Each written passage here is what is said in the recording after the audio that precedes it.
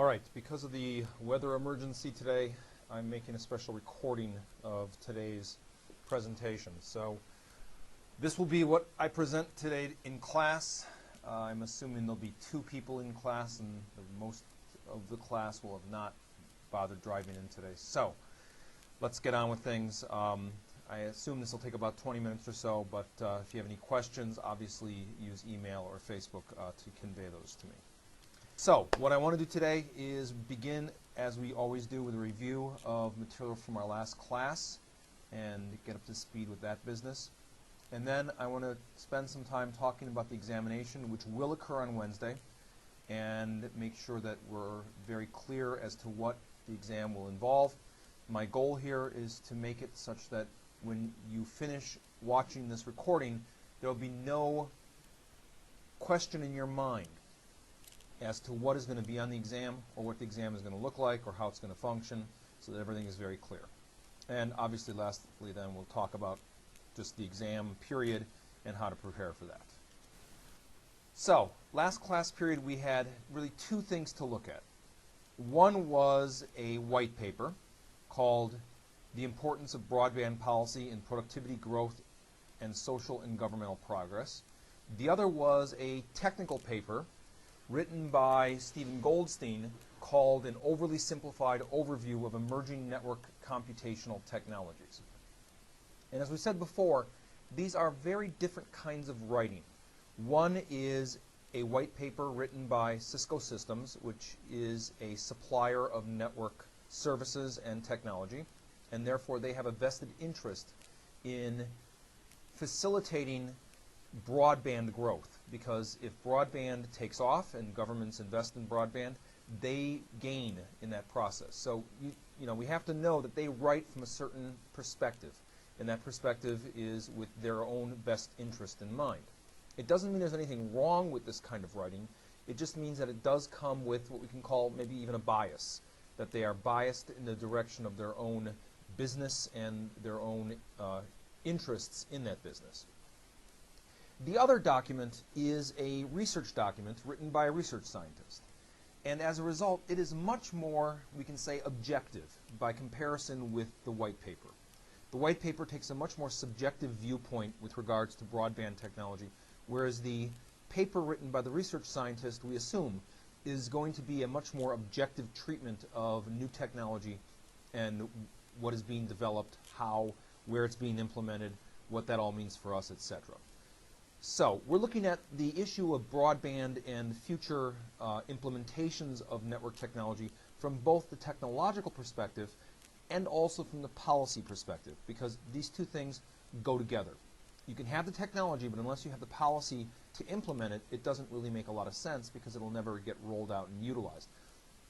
By the same token, you can have really good policy, but if you don't have the technology, then there's nothing to regulate or put into place. So these 2 things work together. So let's start by looking at the Stephen Goldstein paper, and he's the former director for the National Science Foundation's International Networking Program.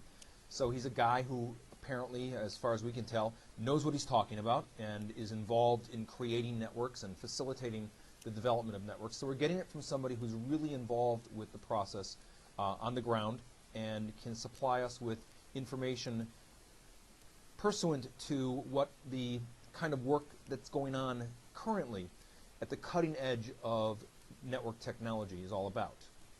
And I want to talk really about 2 concepts here. I want to talk about grid computing and then advanced networks, because the paper covers both of these things.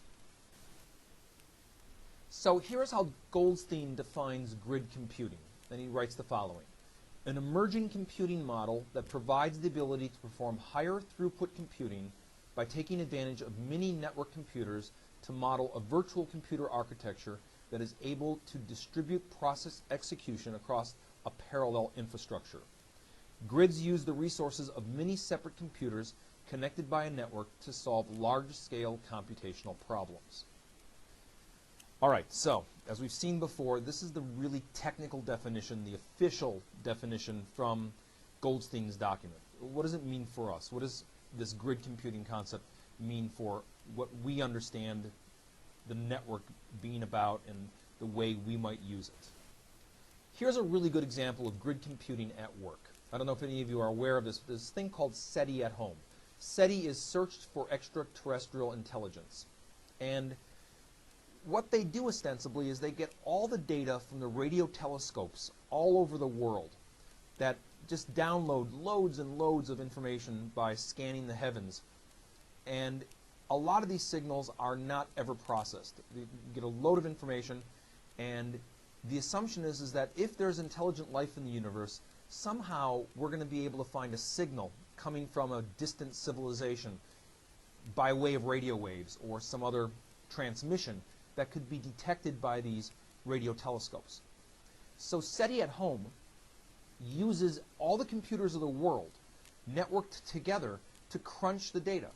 So you can actually be a participant in SETI at home, so that when you're not using your computer, SETI will use your processing power to crunch through the numbers of the data that they get from the radio telescopes in an effort to hopefully detect intelligent life in the universe. And what you have here then is not one computer crunching the numbers, but a global network of computers all working together to chug through all this data that is being downloaded by the radio telescopes. And because of the amount of data, what we call big data, we can't do it with just one computer. We have to use a networked set of computers working as one computer, and that's the grid. The grid is this idea of taking a network of computers and making them all operate together to solve a particular problem. So the problems we're talking about here are big data problems. The search for extraterrestrial intelligence, the search for the Higgs boson particle, which was done in physics not too long ago.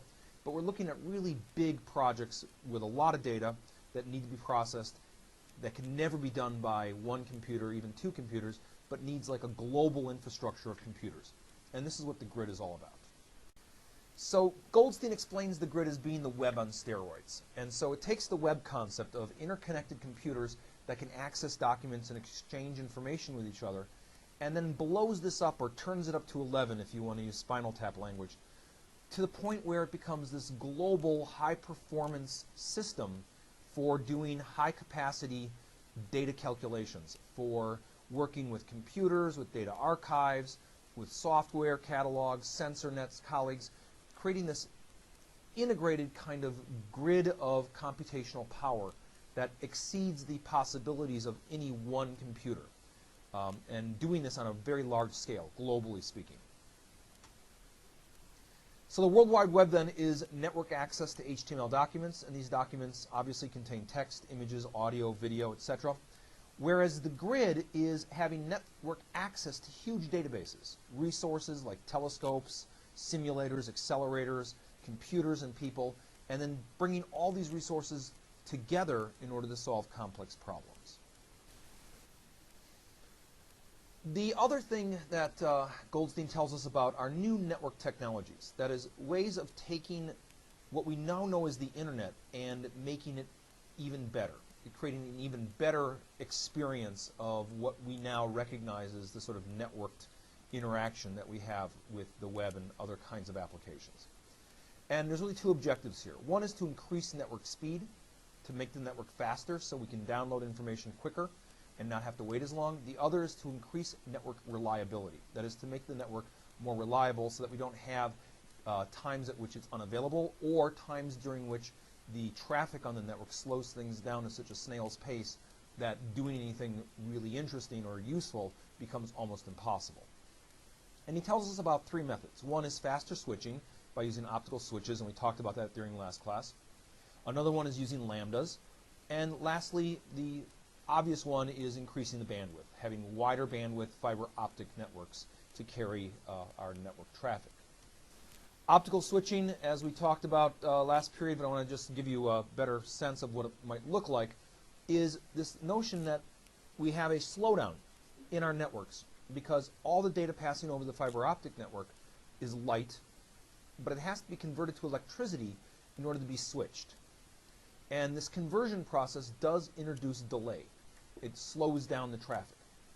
So the solution is this idea of network switching done with optics, and we call this optical switching. Here there is no need to convert light to electronics because we use multifaceted mirrors to do the switching. And the diagram you see here is a way of creating mirror arrays that will actually switch light as light. And this will increase the speed of the network noticeably because you no longer have to do the conversion from light to electricity. Another approach is to use lambdas. Lambda is the standard symbol in physics for wavelength, meaning the color of light, and you can increase the capacity of fiber optic networks by shining different colored lights through the same network cable.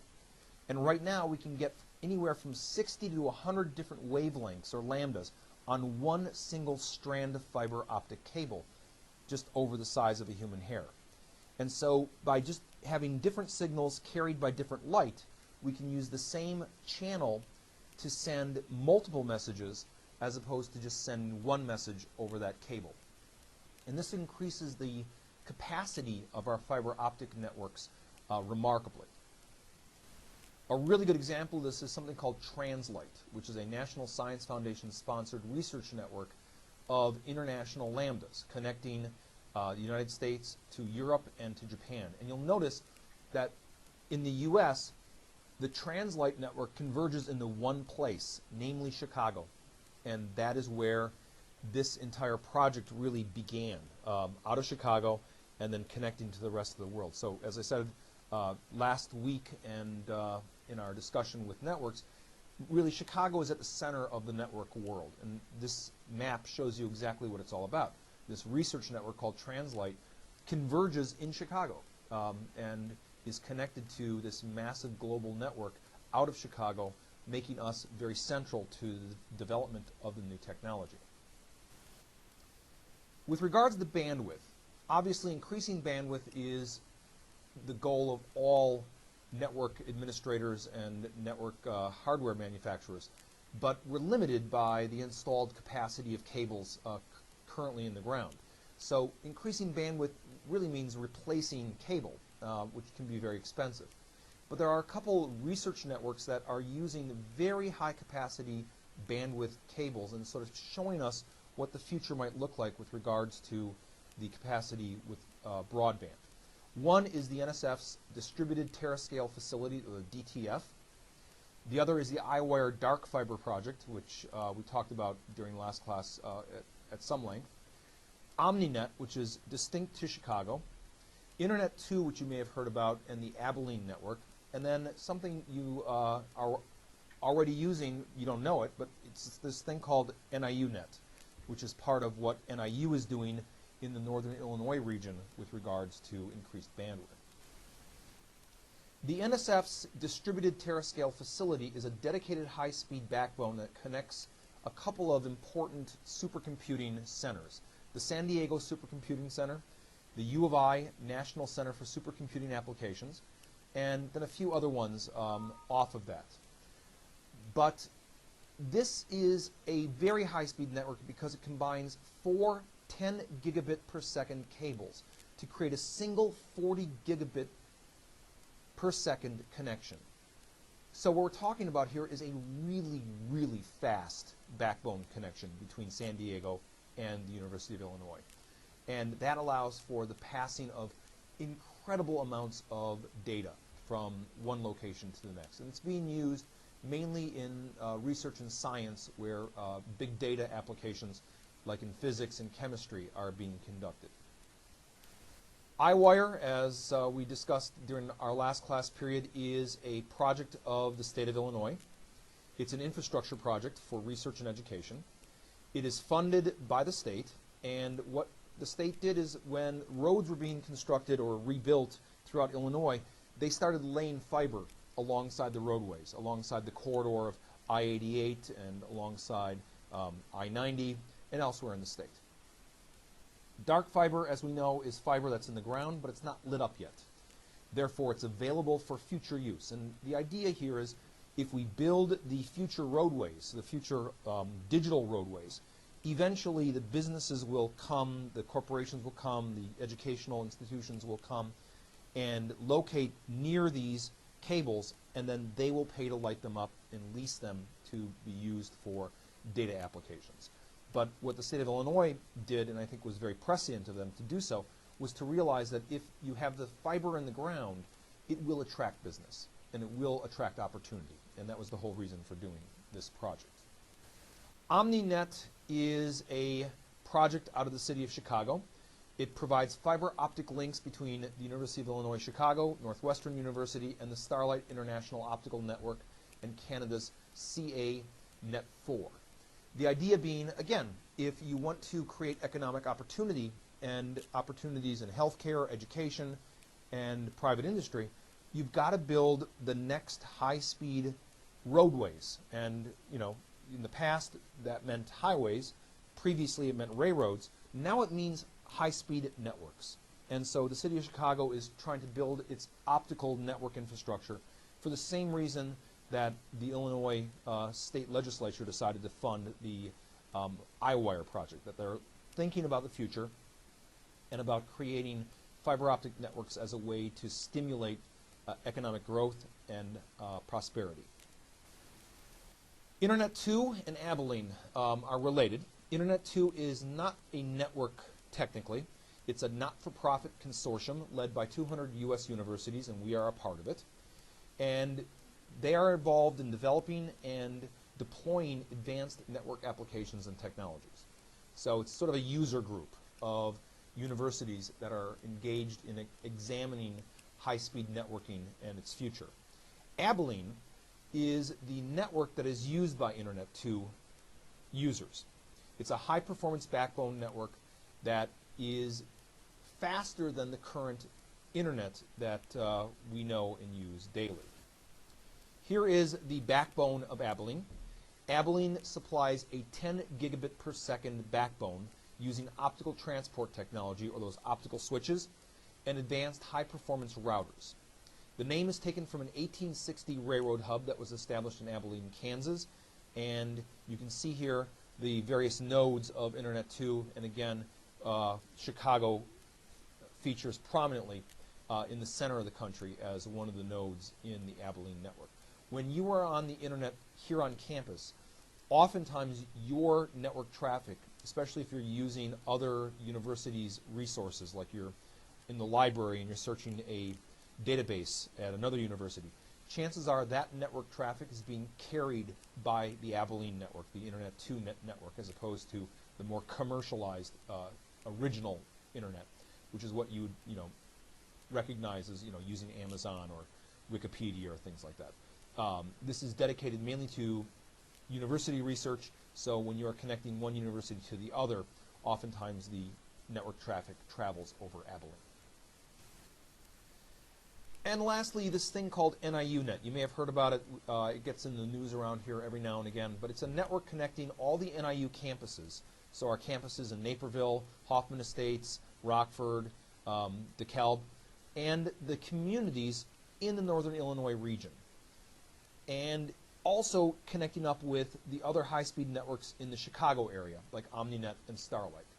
And again, the idea here is if we want to be a leader in both economic development but also in educational development in the Northern Illinois region, the thinking is building out a network that specifically connects Northern Illinois businesses and hospitals and municipalities and high schools and universities all together into one network would be a way to build out this capacity. And right now we're currently involved in building out this network and making it available to the communities in the region that we serve.